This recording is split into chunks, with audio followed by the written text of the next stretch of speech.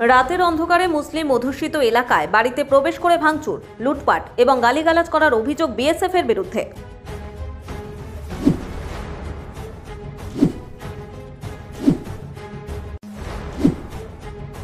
মঙ্গলবার রাতে শামশেরগঞ্জের ধুলিয়ানের 12 নম্বর ওয়ার্ডের কামাত এবং শামশেরগঞ্জের 15 নম্বর ওয়ার্ডের মাঠপাড়া এলাকার বাসিন্দাদের উপর অত্যাচার চালানো হয় বলে অভিযোগ।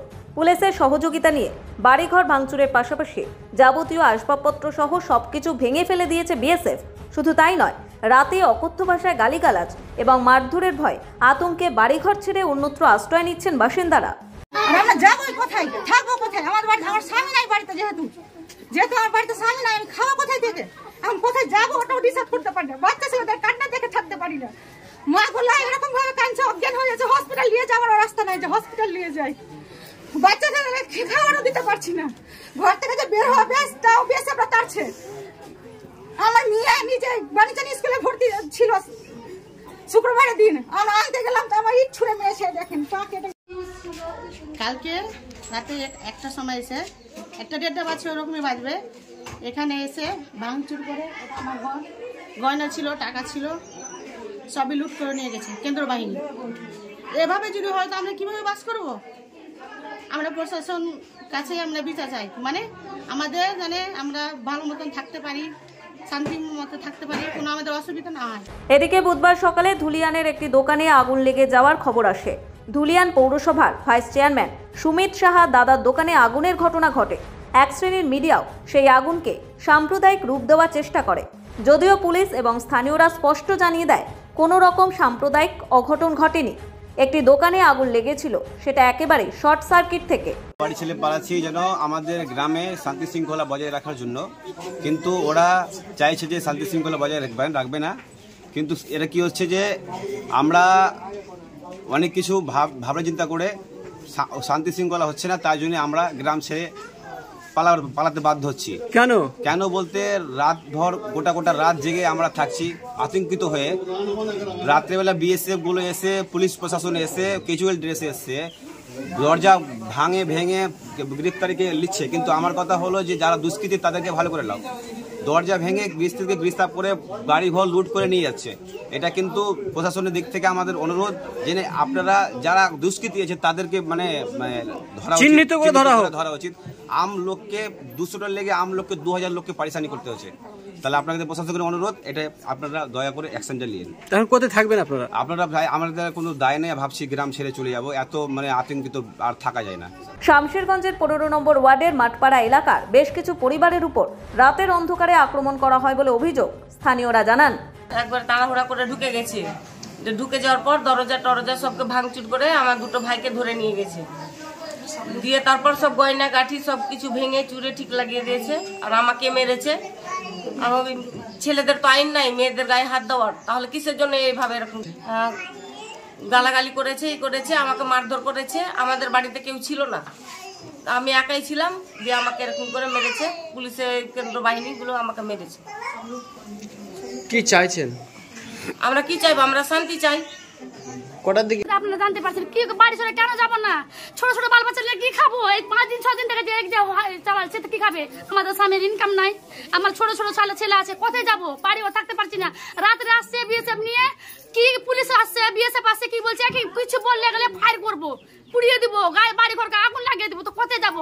ওই জন্য ছোট ছোট বাচ্চারাকে নিয়ে যেখানে ইচ্ছে আমরা সেখানে যাচ্ছি। বিএসএফ উপস্থিত থাকার পরও কিভাবে এ ধরনের আক্রমণ হচ্ছে তা নিয়েও প্রশ্ন তুলেছেন স্থানীয় বাসিন্দারা। পাশাপাশি ধুলিয়ান কামাত এলাকায় পুলিশ ও বিএসএফ এর বিরুদ্ধে রাতের অন্ধকারে বাড়িতে মারধর করার অভিযোগ করেছেন। গেটে অনেক রাত 1টা বাজছে, তো গেটে ভাড়া বাড়ি মারছে, খুবই জোরে বাড়ি মারছে। তখন গেটে খুলতে পারি বাধ্য হয়েছি আমি। তখন যেমন খুলেছি গেটকে ওই মনে টানছে চিক দিয়ে, সবল দিয়ে। তারপরে ফের এখান থেকে এসে যেমনই খুলেছে হরমরিয়া সব ঢুকে গেল, সব করলে সব ফ্রিজ ভাঙিয়ে টাঙিয়ে উপরে সব গেল। 15-16টা আবার উঠে গেল বিএসএফ, আর 4-5টা পুলিশ ছিল নিচে। রাত 10টা বাজে, তখন খাওয়া দাওয়া করে আমরা আপনার বিছানায় ঘুমিয়েছিলাম। আপনা ঘুমিয়েছিলাম। যখন রাত 11:15 বাজে তখন হঠাৎ করে দেখছি যে একদম জোরে করে একদম মানে এই কী দিয়ে যে ভেঙেছে জানি না, সেটা বলতে পারছি না, কিন্তু দরজা ভেঙে এত জোরে দরজা ভেঙেছে যে আমাদের মানে ঘুমটা ভেঙে গেছে। ঘুমটা ভাঙা সত্ত্বেই আমরা দেখতে যাচ্ছি যে অনেকজন একদম দৌড়ে আসছে। আমরা জানছি যে হয়তো দৌড়ে কে আসছে, কিন্তু আমি দেখতে গেলাম, দেখছি যে পুলিশ প্রশাসন সব দৌড়ে আসছে। আমরা নিজের জানকে বাঁচাতে আমরা যত মানে জয়জন ছিলাম তয়জন সবটি আমরা উপরে কিন্তু আমরা চলে গিয়ে আমরা ছিলাম ওখানে। যাওয়ার পর আমরা দেখলাম যে তারপরে রাতের বেলা বাড়ি এলাম।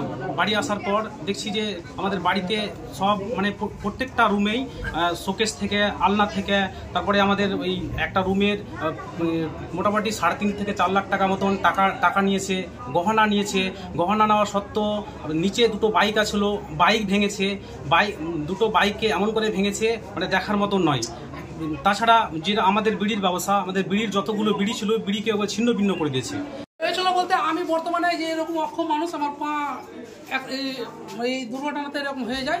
আমি ঘরে শুয়ে আছি, প্রত্যেক দরজাতে বাড়ি মারছে। আগে প্রথমে আমার ওখানটাতে যাই, আমার ওখানটাতে গিয়ে আমাকে বলছে উঠ শালা উঠ, তোকে আমি নিয়ে যাচ্ছি, চল উঠ। আমার স্ত্রীতে হাত ধরে নিয়েছে, আমাকে যেতে বলে যে আমার স্বামী অসুস্থ, আপনারা কোথায় নিয়ে যাচ্ছেন। তখন আরো বলছে যে চুপ, নাহলে তোরা আমি পুড়িয়ে দেবো, বেশি রকম করিস তো। এই পুলিশ প্রশাসন, টাউনবাবু, প্রভাস বাবু সাথে আছে, একদল পুলিশ বাহিনী ছিল সাথে, বিএসএফ এর ড্রেস পরে আছে। তারা বিএসএফ আছে কি আরএসএস এর দল আছে আমি সেটা বলতে পারছি না, সেটা আপনারা বুঝতে পারবেন। সেটা ড্রেস পরে আছে এবং প্রত্যেকটা ঘরে ঢুকলো। প্রত্যেকটা ঘরে ঢুকে এই শোকেস, গোদরেজ, এগুলো সামানপত্রকে ভেঙে জিনিসপত্র আমার চোখের সামনে লুট করছে। সব ऐसा হামলা করেছে, তালা ভেঙেছে, আমার গেট ভেঙে দিয়েছে, টাড়া করে তালাকে ভেঙে করেছে। আমরা এক ঘরে লুকিয়ে আছি, দিয়া সব হুড়া মারছে, সব পাল্টা করছে। আমরা ডরে এক ঘরে লুকিয়ে গেছি। এক ঘরে আমার স্বামী প্যারালিসে রুকি একবার হাত ফেলের মতন করছে, এক জাল লেগে ওর দম বের তো আমরা ওকে টানাটানি করছি। এই ঘটনায় অনেকেই বাড়ি থেকে ভয়ে পালিয়ে যাচ্ছেন বলেও দাবি।